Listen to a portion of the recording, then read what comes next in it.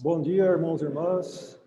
Nós estamos na Escola Dominical do dia 17 de outubro e nós estamos com o tema Os Filhos de Abraão. O nosso trecho de hoje, conforme vocês podem verificar aí na tela, é o Evangelho de João, capítulo 8, do versículo 31 ao 59. Em razão da extensão desse trecho, nós vamos fazer 50% dela e 50% nós vamos fazer na próxima aula. Vamos lá, então, ao nosso trecho de hoje. Então, do 31 ao 47. Jesus dizia, pois, aos judeus que criam nele: se vós permanecerdes na minha palavra, verdadeiramente sereis meus discípulos, e conhecereis a verdade, e a verdade vos libertará. Responderam-lhe: somos descendência de Abraão, e nunca servimos a ninguém. Como dizes tu, sereis livre? Respondeu-lhe Jesus: em verdade vos digo que todo aquele que comete pecado é servo do pecado. Ora, o servo não fica para sempre em casa, o filho fica para sempre. Se, pois, o filho vos libertar, verdadeiramente sereis livres. Bem sei que sois descendência de Abraão. Contudo, procurai matar-me, porque a minha palavra não entra em vós. Eu falo do que vi junto de meu pai, e vós fazei o que também viste junto do vosso pai. Responderam-lhe e disseram: nosso pai é Abraão. Jesus disse-lhes: se fosseis filhos de Abraão, fareis ambas as obras de Abraão. Mas agora procurai matar-me, a mim, homem que vos tem dito a verdade, que de Deus tem ouvido. Abraão não fez isso. Vós fazei as obras do vosso pai, disse-lhe, pois. Nós não somos nascidos de prostituição, temos um pai, que é Deus. Disse-lhes, pois, Jesus: se Deus fosse o vosso pai, certamente me amareis, pois que eu saí e vim de Deus, e não vim de mim mesmo, mas ele me enviou. Por que não entendeis a minha linguagem? Por não poderdes ouvir a minha palavra. Vós tende por pai ao diabo, e quereis satisfazer os desejos do vosso pai. Ele foi homicida desde o princípio, e não se firmou na verdade, porque não há verdade nele. Quando ele profere mentira, fala do que lhe é próprio, porque é mentiroso e pai da mentira. Mas, porque vos digo a verdade, não me credes? Quem dentre vós me convence de pecado? E se vos digo a verdade, por que não credes? Quem é de Deus, escuta as palavras de Deus. Por isso, vós não as escutais, porque não sois de Deus. Até o 47, então, hoje, vamos refletir sobre essa palavra e no domingo que vem nós daremos sequência. Eu quero, antes de entrar no nosso contexto, colocar um pretexto para vocês, para nós podermos nos situar no cenário. Nós estamos falando aqui da descendência de Abraão e dos filhos de Abraão. Há um autor que escreveu esse livro, Aqueles da Bíblia, que, ao pesquisar a respeito da descendência de Abraão, ele chegou a uma interrogação na vida dele. Ele pensou: quem são os descendentes de Abraão? São hebreus? São israelitas? Ou são judeus? E outra reflexão dele, que ele faz, e que isso é legal, para que nós aguçemos o nosso espírito de pesquisa, né? Ele questiona: Israel saiu do ventre de Sarai? É verdadeiramente isso que a Bíblia diz? E ele diz assim, que entender a identidade do povo de Israel é um problema. E ele se questiona, em todas as pesquisas, vocês que são universitários sabem disso, né? Nós começamos de uma dúvida. E ele pesquisa e diz, como que eu posso construir a identidade do povo de Deus, ou seja, dos filhos de Abraão? Num trecho do seu livro, ele diz o seguinte, a maneira como imaginamos os textos da Bíblia influencia profundamente na nossa compreensão. Então, quando eu pego a palavra e começo a ler a palavra, aquilo que eu imagino influencia diretamente no que eu vou entender dela. E ele continua, e ele diz assim, que equívocos ocorrem em função de todo o imaginário construído sobre a chamada história de Israel. Então, eu venho na escola dominical, venho nos cultos, ouço a palavra, e eu tenho na minha mente algo formado a respeito do povo de Deus. Quem é o povo de Deus? Quem são os filhos de Abraão? E ele continua na sua obra dizendo que a pluralidade é marca do povo descrito na Bíblia.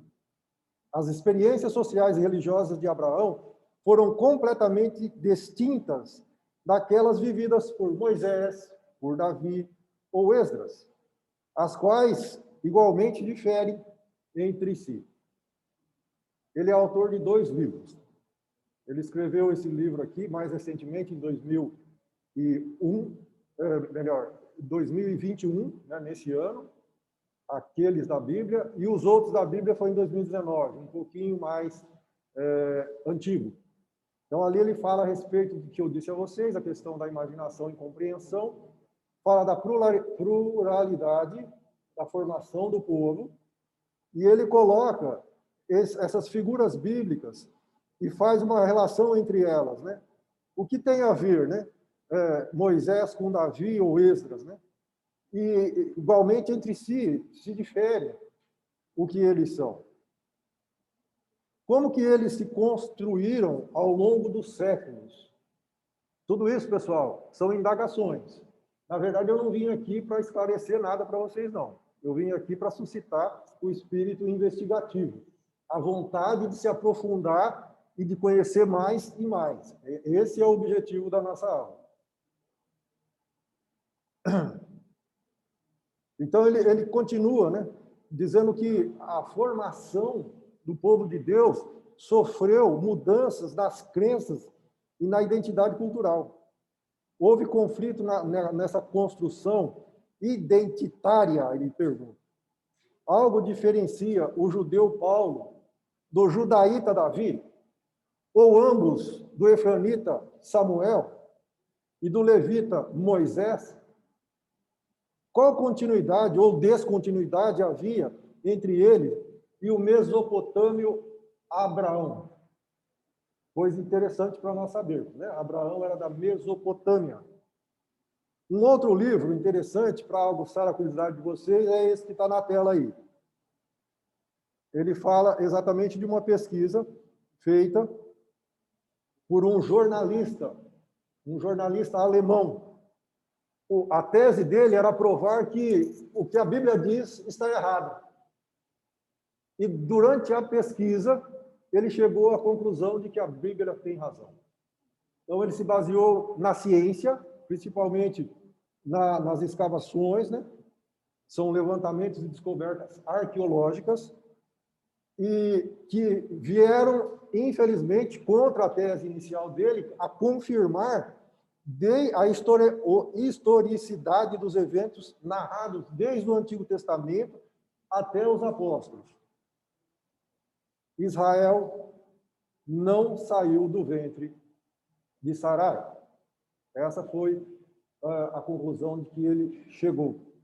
Então, nós temos aqui o Estado de Israel colocado, e ele chegou a uma conclusão de que ele deveria, que ao longo de 1.900 anos de narrativa bíblica, ela não saiu do ventre de Sarai, culturalmente pronta, como nós vemos hoje, né? Mas foi forjado no relacionamento com diferentes espaços geográficos e nos encontros culturais com muitos outros povos. Nós vamos ver alguma coisa ao longo da nossa conversa de hoje. O autor é Henke, né? Se vocês quiserem depois, a gente passa a bibliografia para vocês. Está lá na página 34 do livro dele. Vamos lá, então, para o nosso contexto, rapidinho. Muito bem, o nosso trecho, conforme foi dito aí, é o capítulo 8, do versículo 31 ao 59. Nós estamos abordando temas nos quais Jesus estava em sua terceira viagem. Vocês sabem que Jesus teve 3 viagens, né? A primeira foi para a festa da Páscoa, está lá narrada mesmo aqui no Evangelho de João, no capítulo 2, versículo 13. A segunda para a festa de Pentecostes e agora a terceira para a festa dos tabernáculos, que foi, né, sobejamente falada aqui, os senhores já são doutores nisso, né? Muito bom. Nesse trecho nós vamos ver aqui Jesus refutando os judeus e fugindo deles. Então ele entra numa empreitada aqui de refutar os judeus.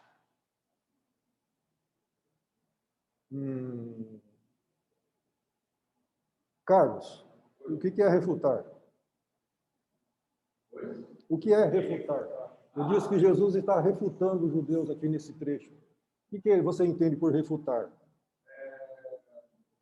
Descredibilizar uma ideia, tirar o crédito de um argumento. Muito bom. Maravilha, é isso aí mesmo. Refutar é um verbo transitivo direto que significa não aceitar, né? Não dar aprovação ou rejeitar. Exatamente isso que o Carlos acabou de falar para nós. Então, é exatamente isso que nós vamos ver nesse trecho, além da fuga de Jesus dos seus compatriotas, né? Muito bom. No nosso primeiro versículo aqui, versículo 31 do capítulo 8, nós vemos Jesus falar em discípulos. A fé dos judeus se mostra falsa no decorrer da história. Se nós vamos ver um pouco mais para frente aqui, está muito mais claro entre os versículos 37 e 47. Permanecer na palavra de Jesus significa continuar crendo no que ele diz e andando em obediência a ele. Então, confiança, oração e obediência. A gente pode verificar isso em João 15, 4. É um trecho que nós veremos ainda, está para frente do nosso estudo, né? Mas significa permanecer em um relacionamento pessoal e diário com Jesus, caracterizado pela confiança, oração e obediência, e alegria. João 15, 10, que nós veremos ainda mais adiante, obediência não deve ser equiparada a trabalhos penosos, né? Duros. Trata-se, antes de tudo, de alegria. Esse versículo nosso aqui, 8:31, mostra que persistir em crer e obedecer a Jesus é um teste que mostra quem são verdadeiramente os seus discípulos. No próximo versículo nosso aqui, ao 32, ele fala de persistência no crer e obedecer. Nós já tivemos a oportunidade de falar aqui a respeito de John Wesley, né? E o escudo de John Wesley. Ali no escudo ele traz believe and obey, que significa exatamente crer e obedecer. E esse versículo, na verdade, frequentemente ele é citado fora de contexto, né? É o versículo do presidente. Vira e mexe se vocês ouvem o Bolsonaro falando a respeito desse versículo. Deve ser a influência da esposa, a esposa é evangélica, então ele sempre fala nesse versículo, né? A verdade vos libertará, crei na verdade, ela vos libertará. Ele é sempre dito fora de contexto. Mas, na verdade, para analisarmos e inseri-lo no contexto, ele tem que estar conectado ao 31, que é o anterior, né? Então, na relação com o anterior, ele mostra que Jesus está falando somente sobre o único modo de conhecer a verdade. Ele é o único modo. Persistir em crer e obedecer às suas palavras. Isso é a verdade. A verdade os libertará da culpa e do poder escravizante dos padrões pecaminosos de conduta. Tudo bem até aí, pessoal? Eu estou falando um pouco rápido aqui, em razão do nosso tempo. O nosso próximo versículo aqui é o 34. Daqui a pouquinho nós vamos entrar em referência ao 33. Vamos fazer uma abordagem do 33. O 34 fala sobre pecado. O pecado é a principal causa da separação entre Deus e os seres humanos, subsumindo as formas de materialização histórica da desobediência humana, tais como o orgulho, a idolatria, o egoísmo. John Wesley opera uma conciliação entre a natureza do pecado, acompanhando a teologia clássica ocidental. Ele pega lá do Ocidente, que entende que o pecado é transmitido a cada ser humano, em termos de uma natureza que tende para o mal. Todavia, ele se inspira também pela teologia oriental, ocidental e oriental, focando nos pais e mães da igreja. Wesley enfatiza o aspecto do pecado como decisão livre e individual de desobediência à vontade de Deus. Portanto, o pecado não deve ser naturalizado a ponto de isentar responsabilidade humana envolvida em sua prática, nem negligenciado por um otimismo antropológico triunfalista. Em vez disso, precisa sempre ser entendido como tendência natural que se concretiza quando ocorre uma recusa pessoal para responder aos apelos da graça divina. Então, quando eu individualmente negligencio a graça divina, eu estou em pecado. Dá para definirmos pecado desta forma. Servos para obediência, salvos, porém, ainda pecadores. O 8:34, ele fala a respeito de sermos escravos do pecado. E Jesus fala isso para os judeus e eles refutam isso, né? Ficam bravos, dizendo que nunca foram escravos. Ser escravo significa ser incapaz de escapar dos padrões pecaminosos de conduta, sem o auxílio do poder libertador de Jesus. É isso que ele está querendo dizer. Então, vocês são escravos, e sem mim, vocês vão continuar escravos. Os cristãos ainda estão sujeitos às decisões morais. Aqueles que cedem ao pecado se tornam cada vez mais servos para a obediência. Está aqui, servos para a obediência.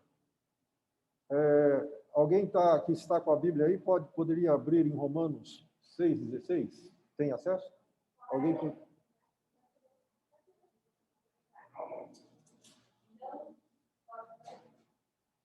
Pode.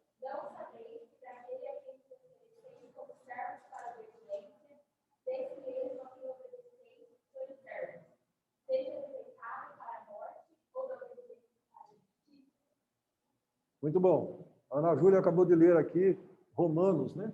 Romanos é como se fosse o evangelho de Paulo.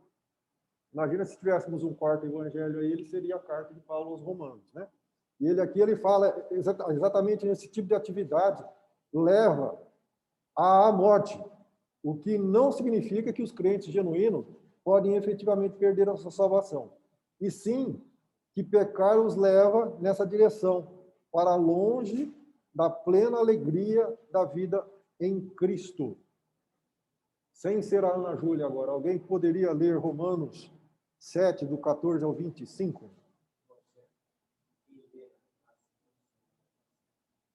Não?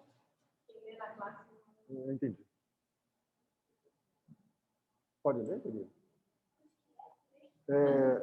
Romanos 7, 14 ao 25.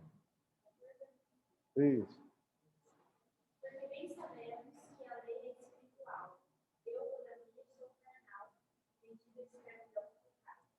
Porque nem mesmo compreendo o meu próprio modo de agir, pois não faço o que prefiro, e sim o que detesto.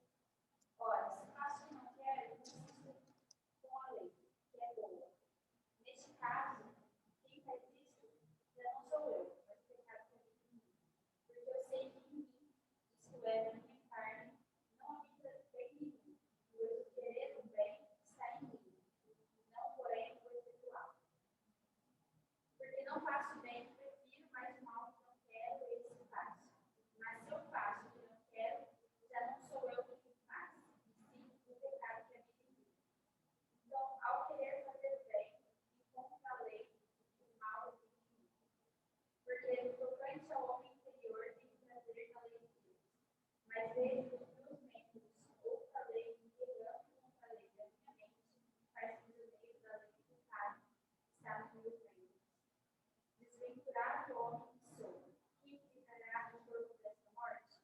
Graças a Deus por Jesus Cristo, nosso Senhor. De maneira que eu, mim mesmo com a mente, sou escravo da lei de Deus, mas segundo a carne, da lei do pecado. Amém.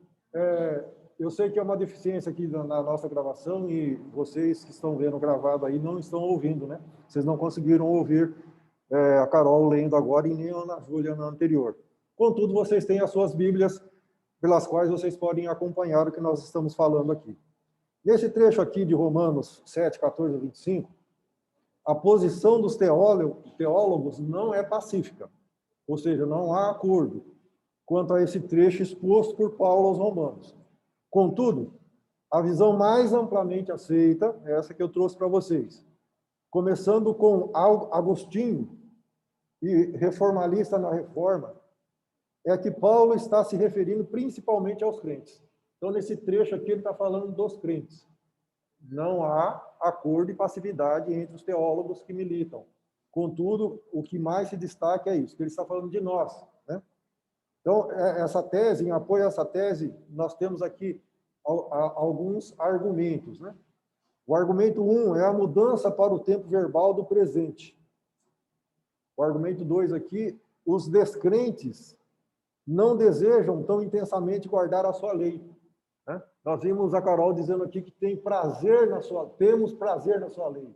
Os descrentes não têm prazer na lei, né? Isso está no 7:21. O terceiro ponto aqui, de que onde se apoiam, onde se estribam, né, os teólogos, ele diz que a distinção entre o eu e a carne está lá no versículo 18, ela também leu. O prazer na lei de Deus, ela leu. Esse é o 4. Ter prazer na lei de Deus. O quinto argumento, a libertação do corpo pecaminoso é futura. Ela leu lá no 24. Então, nós temos essa esperança de que isso venha a acontecer. O argumento 6, a tensão entre o bem e o mal na declaração conclusiva, no último, às 7:25. E mais um argumento, que é o 7º, que ele diz que o fato de que os cristãos já são justos em Cristo, mas ainda não estão aperfeiçoados até o dia da redenção, né? O Wesley fala da ação da graça, né? E na graça ele divide em 3, lá, e vocês sabem disso, né? Preveniente, a justificadora e a santificadora. Depois desse processo, isso é um processo, por fim, os nossos corpos serão como o de Jesus, né?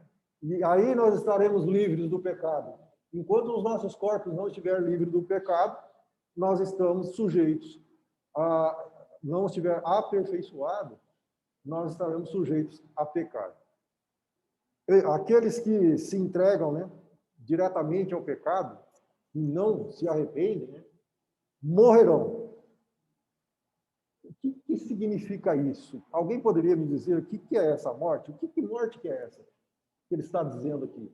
Se você não se arrepender, se seu nome não estiver no livro da vida, você vai morrer. Que morte que é essa? Morte eterna. O que é morte eterna?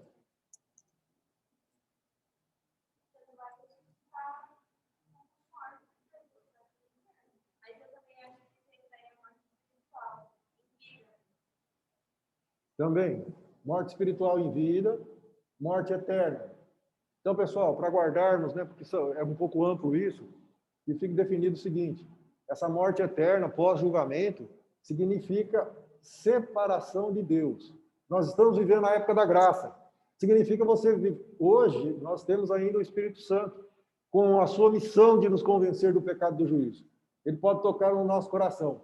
A morte eterna, pós-julgamento do trono branco, vocês olhem lá em Apocalipse 20, significa que você vai estar distante de Deus, não que você vai estar morto. Você não vai estar morto. Você vai estar vivo eternamente. Todos nós ressuscitaremos. Os que estiverem mortos ressuscitarão. Uns para a vida eterna com Jesus, outros para a morte eterna. A morte eterna significa separação de Deus. Ou seja, os que estiverem lá, eles passarão por tudo, sentirão tudo. Tudo que aconteceu com eles, eles vão estar vivendo e sentindo ali. Não significa que, eu morri. Pelo contrário, eles vão querer morrer e não vão conseguir. Ou seja, eles vão estar sendo comidos por vermes, vão estar sendo devorados. Imagina o que é a sua carne ser queimada, ser devorada e você está vivo. Você está vivo. Ou seja, ali não tem Deus. Isso que significa morte eterna. Eles não terão Deus ao lado deles. Vamos lá, então, do 8, 32 e 34. Mas, graças a Deus, existe uma libertação, né? Muito bom. O pecado é a forma mais básica de escravidão humana e matriz das mais diversas formas de escravidão histórica. É o domínio do pecado sobre a mente, sobre as vontades e as emoções que distanciam o ser humano da sua vocação original para refletir o amor de Deus em todas as suas relações. A libertação do pecado, portanto, constitui o principal objetivo de manifestação do Filho de Deus, de acordo com John Wesley. É isso que Jesus está dizendo lá para os judeus, né? Não para todos, né? Mas para aqueles que não acreditavam nele. Está lá no comecinho. Aqueles que acreditavam, amém, já estava na graça. Aqueles que não acreditavam, Jesus tentava convencê-los, porque ele veio para a casa de Israel. Então, a ideia de Deus, o amor de Deus é alcançar os filhos de Abraão como um todo. E ele, John Wesley, aqui ele fala da libertação. Quando ele fala da libertação, ele fala que você pode ser livre da culpa do pecado através daquilo que Deus fez em nós por Jesus Cristo. Lembra que nós falamos da justificação? Então, Jesus Cristo na cruz, ele levou sobre si os nossos pecados. Então, nós somos livres dessa culpa através da justificação. E livres do poder do pecado através daquilo que Deus faz em nós por meio do seu Santo Espírito. É aquele processo que nós falamos, né? Nós confessamos Jesus, seu nome foi lançado no livro da vida, continuamos pecadores, mas dia após dia nós estamos inseridos na graça. E essa graça vai nos transformando. Eu roubava, não roubo mais, fumava, não fumo mais, bebia, amanhecia com a boca cheia de formiga lá na sarjeta. Eu não faço mais isso, porque a ação do Espírito Santo vai me transformando. E isso é uma maneira concreta da igreja testemunhar e presenciar se aquela pessoa verdadeiramente tem o nome no livro da vida, né? Porque ela está dentro do processo. Então, nós acompanhamos o dia a dia dessa pessoa e vemos que essa pessoa está numa evolução, né? Então, os indivíduos podem voltar, através da ação do Espírito Santo, a refletir a imagem e semelhança de Deus no mundo, destruindo todas as formas concretas e espirituais de escravidão. Isso aqui é a afirmação de Wesley. Ele fala de justificação também. Justificar é um termo jurídico que significa absolver. Absolver. Cuidado com o português, hein? A nossa língua é muito rica, né? É absolver com L. Absorver, existe também essa palavra, só que ela tem um outro significado, né? Absorver é tirar de alguma coisa, né? Absolver com L é declarar justo. Justificação é a ação de um juiz, Deus, o juiz de toda a terra. Depois vocês consultem Gênesis 18, 25, ali Abraão diz que Deus é o juiz de toda a terra, né? Quando ele está intercedendo por Sodoma e Gomorra. Então, Abraão, em uma de suas orações, ele fica se relacionando com Deus e conversando com Deus, pedindo para Deus não destruir Sodoma e Gomorra. Ah, Senhor, mas se tiver N justos, não destruirei Abraão por causa de... Ah, mas se tiver... E fica, né?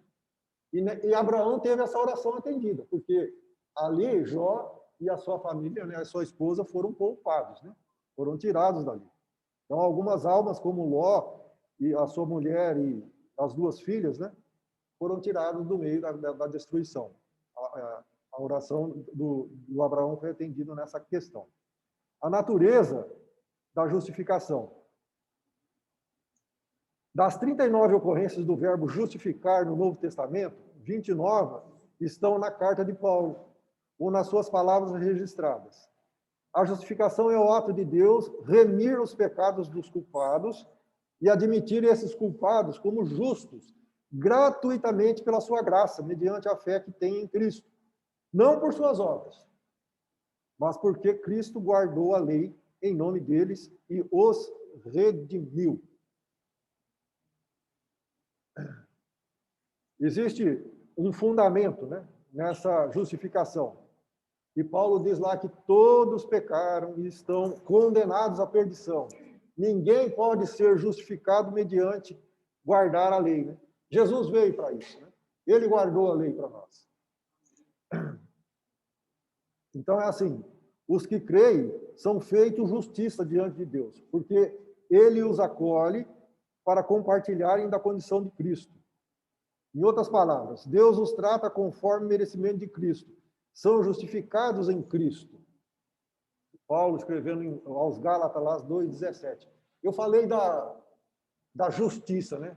Todos nós estaremos diante do trono de juízo de Deus, né? Deus no trono branco como juiz. Ele irá nos julgar. Quando Deus olhar para você justificado, ele não vai te enxergar. Ele vai ver Jesus. Quando ele olhar para o teu rosto e o seu nome estiver escrito no livro da vida, com o sangue do Cordeiro, ele não vai estar te vendo. Ele vai estar vendo Jesus. Porque se ele olhar para nós, nós já somos condenados. Quem somos nós, né? Nada temos. Mas você que tem o seu nome no livro da vida, no dia do julgamento, ele vai estar vendo Jesus. Jesus vai estar ao lado de Deus lá, falar, olha, ele é meu, eu paguei. Né? Então imagine um tribunal, Satanás como acusador, né? Não posso nem falar promotor, porque, enfim, promotor promove justiça, não só acusa. Mas ele lá como acusador. Promotor não é acusador, ele promove justiça. Se for o caso, ele perde até a absolvição. Satanás não perde a absolvição de ninguém, não. Ele quer companhia para viver eternamente com ele. Jesus vai estar ali como advogado. Aliás, na palavra, Jesus é colocado como advogado. Né? Ele nos defende, ou melhor, não que ele nos defende. Ele já se fez maldade por nós. Né? A ira de Deus já recaiu sobre ele. Não recai sobre nós mais.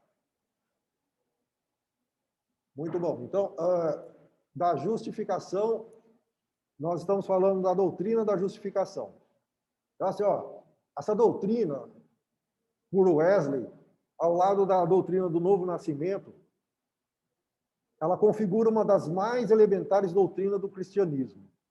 Na opinião do John Wesley, né, ele era um clérigo anglicano, isso porque o novo nascimento ou regeneração diz respeito ao grande trabalho que Deus operou em nós, renovando a nossa natureza caída, por meio da restauração da imagem de Deus. Está lá no sermão número 45 de Wesley, querendo depois os senhores poderão consultar. Wesley explicou que ser nascido de novo não significa meramente ser batizado, ou qualquer mudança exterior que seja, mas uma vasta mudança interior, uma mudança forjada na alma através da operação do Espírito Santo. Está no sermão 19 de Wesley. Visto que o nascido de novo recebeu uma mudança de mentalidade e uma nova natureza. As marcas do novo nascimento são as 3 virtudes teologais destacadas por Paulo em 1 Coríntios 13. Alguém pode ler aí 1 Coríntios 13. Quem já estava em 1 Coríntios, Romanos, né, um pouquinho para frente aí, né, os livros 13. Os livros de Paulo são colocados na Bíblia por ordem de tamanho, né? Pode ler. Agora, pois, permanecem a fé, a esperança e o amor. Estes 3, porém o maior destes é o amor. Muito bom. Então, aqui Paulo destaca essas 3 questões teologais, né? Fé, esperança e amor. Isso está no sermão 18 de Wesley. Só para aguçar a curiosidade de vocês aí, como dissemos no início, né? O 36 fala de Jesus libertar, né? Se ele libertar, né, vocês verdadeiramente serão livres. E Jesus liberta do quê?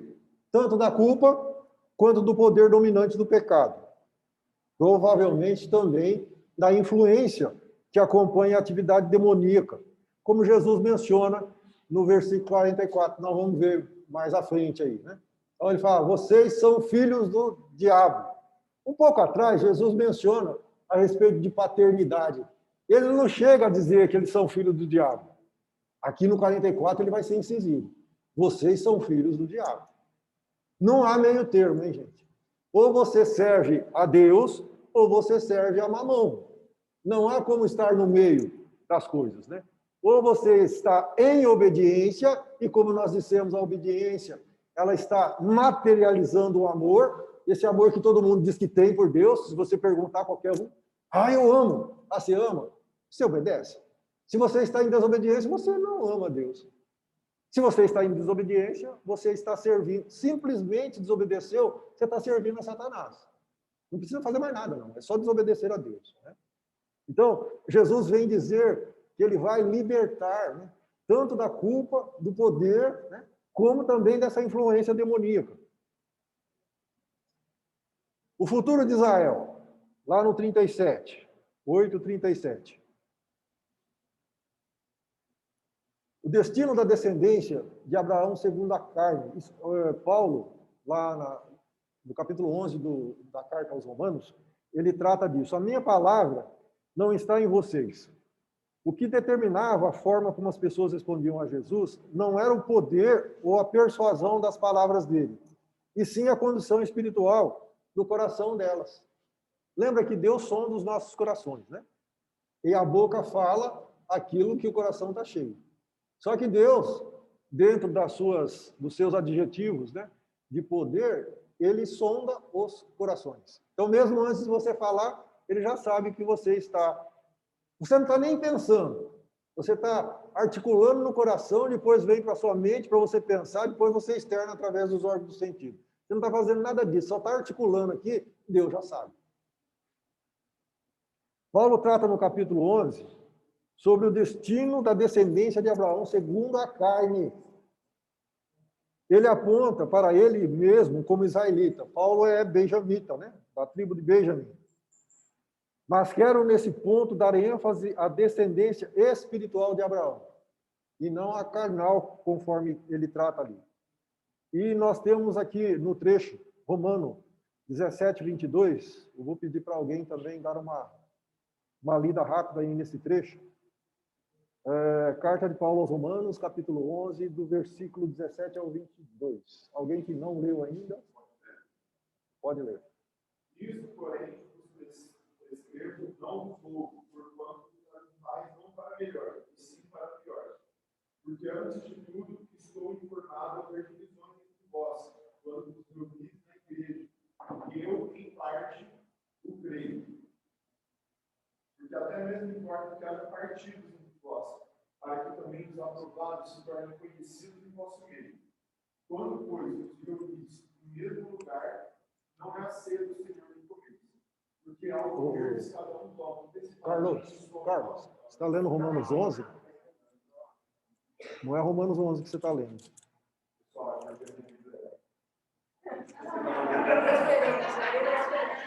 Romanos 11, do 17.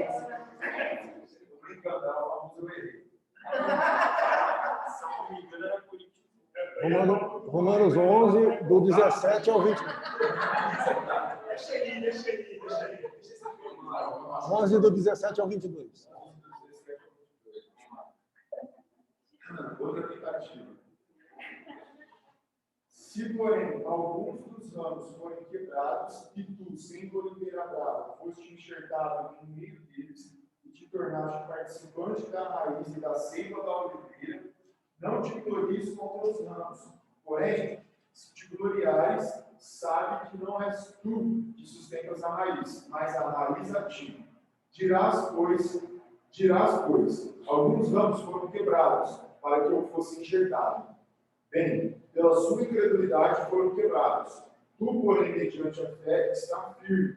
Não te ensoberbeças, mas tem. Porque se Deus não poupou os ramos naturais, também não te poupará. Considerai, pois, a bondade e a severidade de Deus para com os que caíram. Severidade, mas para contigo a bondade de Deus, se nela permaneceres. Outra sorte também tu serás cortado. Eu espero que você em casa não tenha confundido aí o trecho como o Carlos fez aqui. Aqui nesse trecho nós vimos que o povo de Deus, nós estamos falando da descendência espiritual de Abraão, O povo de Deus é descrito como uma oliveira, como ilustração da sua raiz e ramos. Ao fazer a menção aos ramos cortados ou removidos, Paulo provavelmente se refere à maioria dos judeus da sua época, né? Os que não criam em Jesus Cristo como sendo o Messias. Paulo provavelmente refere-se a eles. Nós, estrangeiros, como brotos de oliveira brava, somos enxertados e somos agora participantes da raiz. Ou seja, Jesus Cristo veio para os seus. Como os seus não o receberam, foram cortados. Não existe mais essa aliança. Ah, eu sou filho de Abraão. Filho de Abraão é aquele que crê no Messias. Se você não crê no Messias, você não é filho de Abraão. Você pode se tornar filho de Abraão mesmo não tendo laços consanguíneos com ele. Simplesmente pela crença em Jesus Cristo. E dessa forma, nós estrangeiros, né, somos participantes dessa graça de ser inseridos aí na descendência de Abraão. Então, fisicamente, a descendente, né, nós vimos no 37. Jesus havia acabado de concordar com que eles eram fisicamente descendentes de Abraão, lá no 8:37. Mas agora ele nega que sejam verdadeiramente filhos de Abraão, pois a forma como comportavam-se contradiz aquilo que reivindicam. Isso significa que os verdadeiros filhos de Abraão são apenas aqueles que creem, né? Isso está lá em Romanos 2, 28 e 29. Você consegue voltar aí, Carlos? Você está no 7, né? Dá para voltar no capítulo 2? 28 e 29. Romanos 2, 28. Porque não é judeu quem o é apenas exteriormente, nem é circuncisão a que é somente na carne. Porém, judeu é aquele que o é interiormente, e circuncisão a que é do coração, do espírito, não segundo a letra, e cujo louvor não procede dos homens, mas de Deus. Muito bom. Então, vejam bem, Paulo está aqui nesses 2 versículos, né? Eles funcionam como fundamento, porque ele está em flagrante contraste com as crenças judaicas da sua época. Paulo afirma que a verdadeira condição de judeu não é a genuína circuncisão. Ele não está falando da questão da carne, né? E não de questão étnica. Ah, não, eu venho da linhagem de Abraão, eu tenho sangue de Abraão, ou física. A verdadeira condição de judeu, ou a verdadeira circuncisão, ele fala que é a do coração.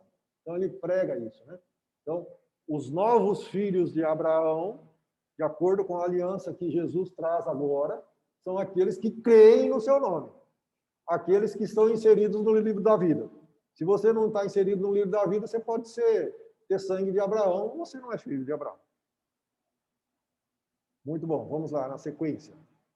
Se eu não sou filho de Abraão, eu sou filho da desobediência. Se eu não creio em Jesus, né, como nós dissemos anteriormente, há poucos minutos atrás, se eu não externizo o amor a Deus através da obediência, eu sou filho da desobediência.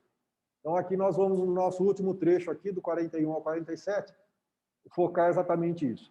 A desobediência a Deus é um pecado, que certamente nos levará à morte, aquela morte que comentamos, né? Você vai estar eternamente condenado a ficar longe de Deus. O ato de desobediência de Adão e Eva provocou a queda e eles foram expulsos do paraíso. Nós temos como escolher entre desobedecer e obedecer a Deus. Cada escolha vai trazer uma consequência, né? Muito bom. No 8:41, ele diz que se vocês fizerem a obra do meu Pai, né? Esse pai, como nós dissemos anteriormente, só no 44 que ele vai falar de demônio, né? Então, esse pai não é citado ainda pelo nome. Aqui no 41, Jesus ainda não falou a respeito disso. Quando Jesus fala isso, aqueles ouvintes de Jesus presumem que ele esteja falando de Deus. Mas ele só vai ser explícito no 8:44. No 42, ele diz, eu vim e aqui estou. Eu vim como Deus e como Cristo. Eu sou o Cristo, estou no meio de vocês. Vocês não creem em mim? Eu sou o Messias prometido. 8:43 aqui, nós vamos ver que eles foram incapazes, né? Eles são teimosos e orgulhosos. Eles são incapazes de aceitar, incapazes de obedecer. são incapazes de fazer com que a palavra de Jesus resida no coração deles. Um exemplo que eu trouxe para vocês aqui são os 2 discípulos a caminho de Emaús, né? Jesus é crucificado e eles deixam toda a obra, falam, tudo bem, cada um sai para um lado, né? Vamos pescar, aí os outros 2 vão para Emaús. E Jesus dá uma lição a eles no caminho de Emaús. Vocês conhecem a história. Ou seja, só depois do partir do pão que reconheceram que era Jesus. Eles não têm condições de crer, né, naquilo que está sendo colocado por Jesus. Eles não conseguem compreender a doutrina de Jesus. João 7,17 é um trecho que consta uma referência a uma regra universal. Alguém pode ler aí 7,17, rapidinho? 7,17. Na lei de vocês está escrito: o testemunho de 2 homens é válido. Então, esse versículo aqui, esse trecho, é uma regra universal relativa a todas as pessoas e doutrinas, né? Aqueles que estão totalmente dispostos a fazer a vontade de Deus, certamente vai conhecer, certamente vai mergulhar, certamente vai ter curiosidade, vai pesquisar, como nós estamos fazendo aqui. Vamos finalmente lá para o nosso 44. Aqui, Jesus explicitamente nomina o pai deles, né? E ele diz assim, Lúcifer foi assassino por propensão, desde o princípio, desde quando se tornou um demônio. Jamais ele se firmou na verdade. Iniciou como assassino e mentiroso ao mesmo tempo. O diabo certamente foi assassino de homens, como a palavra grega propriamente indica. Desde o princípio do mundo, desde a criação, ele planejou e tramou a destruição dos homens. Quando ele profere mentira, ele fala do que lhe é próprio. Jesus fala sobre isso. Pois ele é propriamente o pai da mentira. Por assim dizer, foi o criador dela. Vamos lá para o trechinho mais à frente aí. No 8,45, Jesus diz que fala a verdade, ele está dizendo a verdade. E aqueles que são mentirosos odeiam aquilo que Jesus está dizendo, né? Refutam isso. No 46, ele diz, quem de vocês me convence do pecado?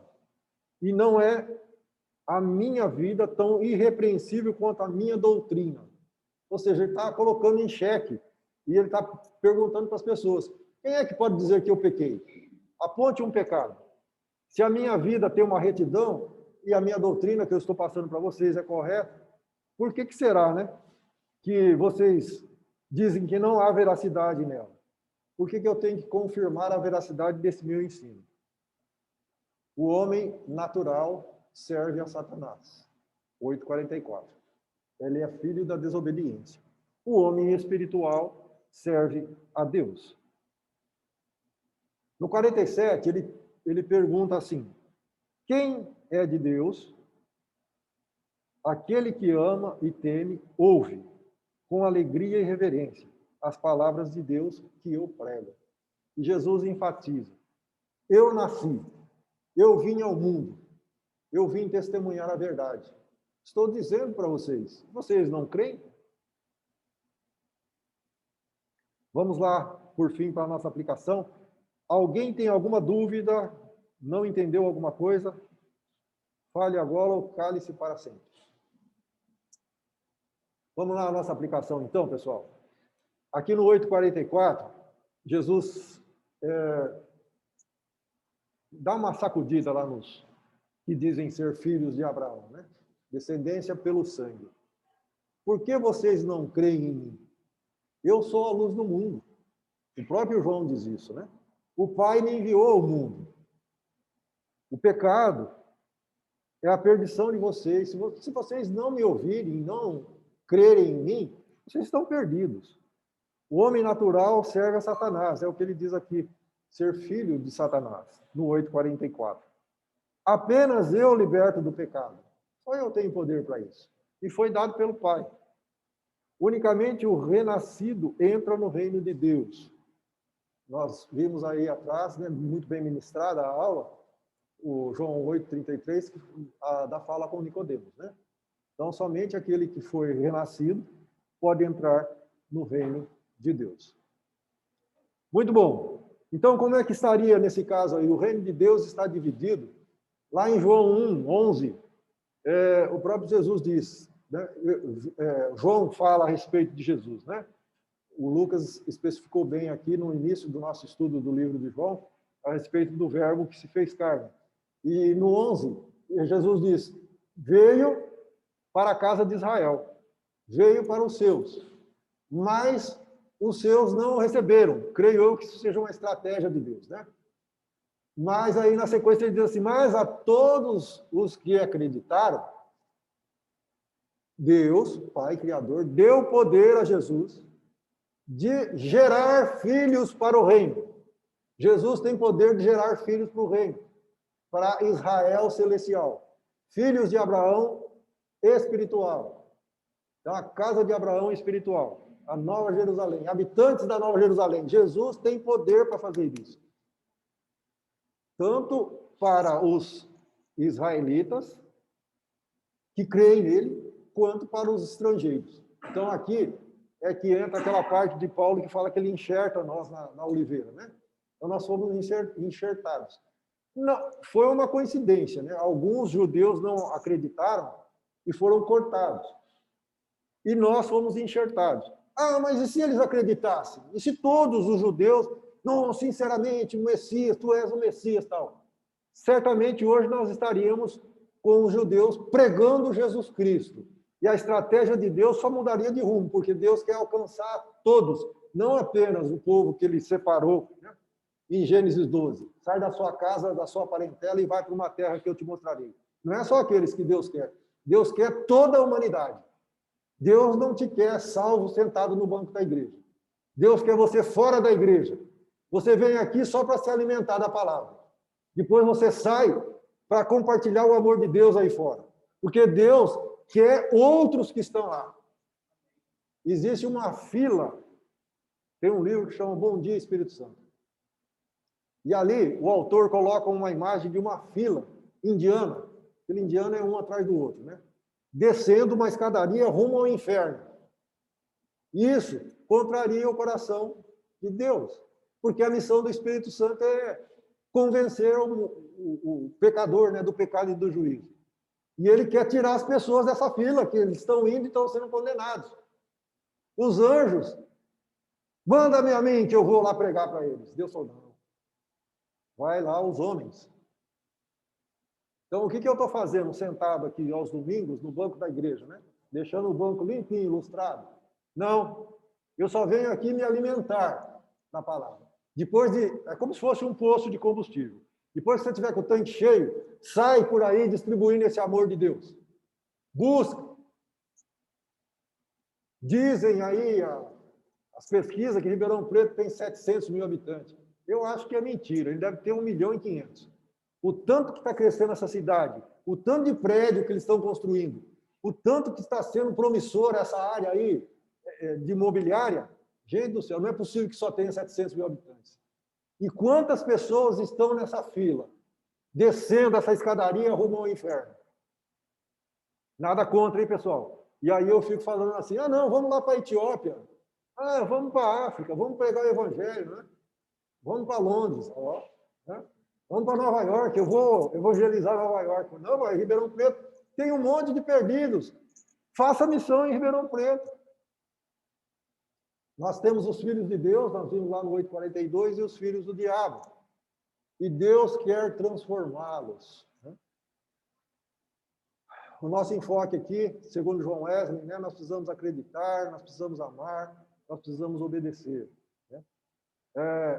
Na próxima aula, nós vamos entrar aqui no mérito do Romanos 11, do 3 ao 5, e nós vamos ver que, na verdade, os herdeiros sanguíneos da etnia de Abraão, que verdadeiramente nasceram no sangue de Abraão, as 12 tribos, né? Eles ainda, existe um remanescente que crê em Jesus. Não são todos que estão perdidos. E o amor de Deus é de tal sorte incompreensível para nós que ele ainda busca alcançá-los.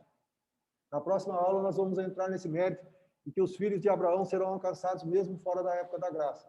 Hoje, nós vivemos a época da graça. Então, todo aquele que crê, né, que o Espírito Santo consegue quebrantar o coração, se você crê e você confessa com a sua boca, o seu nome é escrito no livro da vida e você é salvo. Tanto judeu quanto gentil. Né? Mas vai chegar uma hora que o Espírito Santo será retirado, acabou a época da graça. E Jesus vem pela segunda vez. Né? Então, nessa segunda vez, os da etnia serão alcançados. Alguém quer fazer alguma colocação, alguma pergunta, alguma dúvida? Vamos lá, então, baixem a cabeça de vocês, eu vou orar para encerrar a nossa aula. Pai querido, Deus amado, obrigado, Deus, pela oportunidade, obrigado, Senhor, pelos corações que o Senhor colocou nessa sala de aula hoje. Obrigado, Deus, porque eu não tenho nenhum valor, Senhor. Eu nada sou apenas pó. Mas o Senhor insiste, ó Pai, em me usar. Eu sou grato a Ti por isso, ó Deus. Continue a me capacitar, Pai, dia após dia. Porque de nada vale, ó Deus, viver nesse mundo, a não ser para propalar a Sua palavra. Por isso, o Senhor nos prepare, Senhor, para poder ganhar almas, para poder, ó Deus, tirar do inferno todos aqueles que estão indo para lá, Senhor Deus, e aumentar o Teu reino. Eu oro a Ti no nome santo de Jesus. Amém e amém.